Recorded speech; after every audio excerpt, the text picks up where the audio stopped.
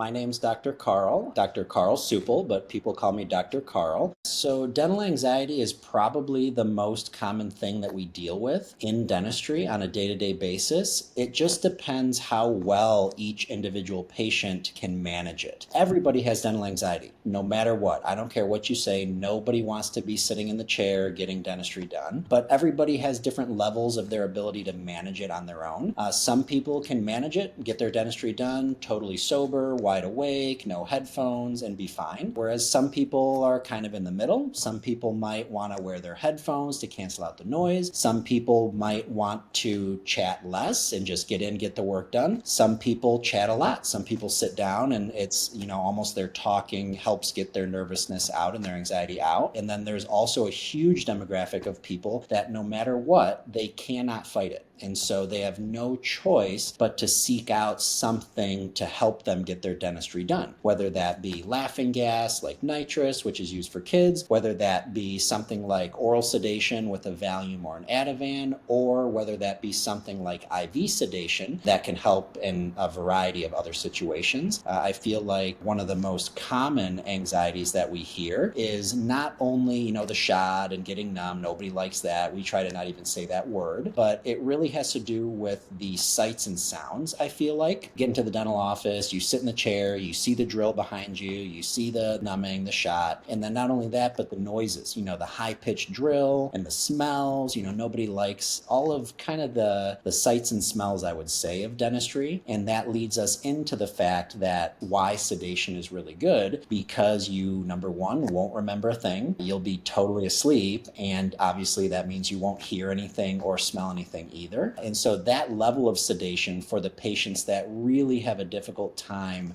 pushing themselves through it allows them to get rid of all of those stressors, the sights, the sounds, the smells, and allows them to get the care that they need and get the care that they want. I mean, I have some patients that can power through for their normal general dentistry, but if they want to get something like a smile makeover, that's just too much for them to handle. So that allows them not only to get the care in some cases that other patients would need, but also helps them get the care that they might want. Maybe they want a smile makeover and it's something they've been thinking about for a long time, but they haven't done it because the fear of sitting there for more than just a couple teeth really prevents them from being happy with themselves and being confident with themselves. So it's a great tool that we have.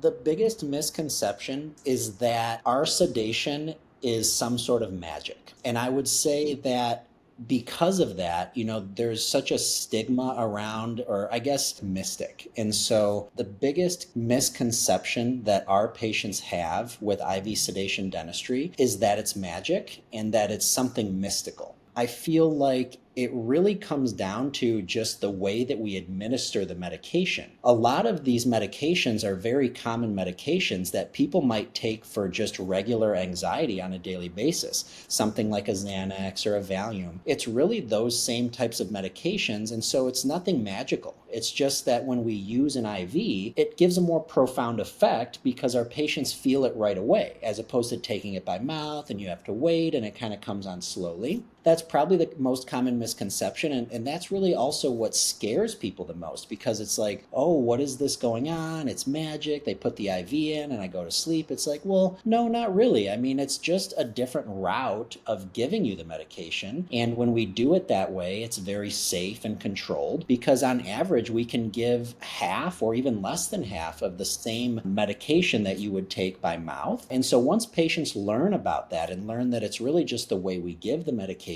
that's very safe, it takes some of that, I guess, the unknown out of it, and patients become a lot more comfortable going into it.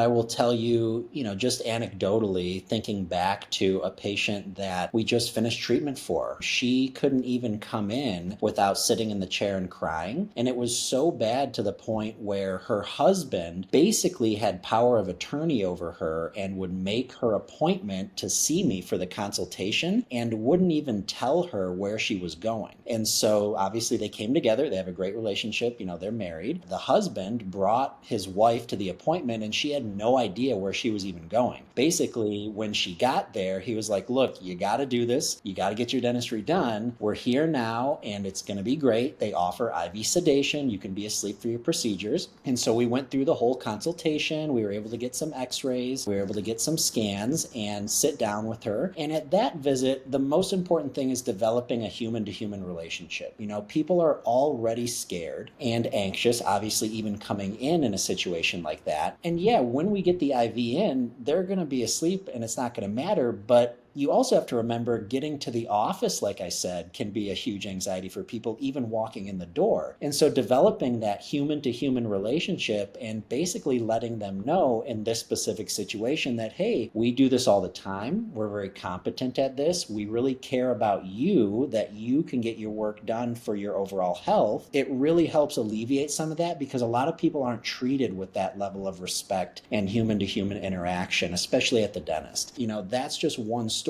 that I go back to because it's hugely powerful, because now she's good. We got all of her work done in 2 visits. She came to the office to drop off a thank you basket for us a couple weeks ago all by herself. And so her husband didn't have to trick her and tell her she was going somewhere else. She walked right in, gave us a gift basket, and was thanking us, you know, really for allowing us to treat her and change the way that she views dentistry. So that's always really powerful. And that's just one instance of really scared people can be, but when you develop a true relationship with them and you provide excellent care and you're really good at what you do, like us and our team is, it really can be life-changing for even just basic dentistry for people.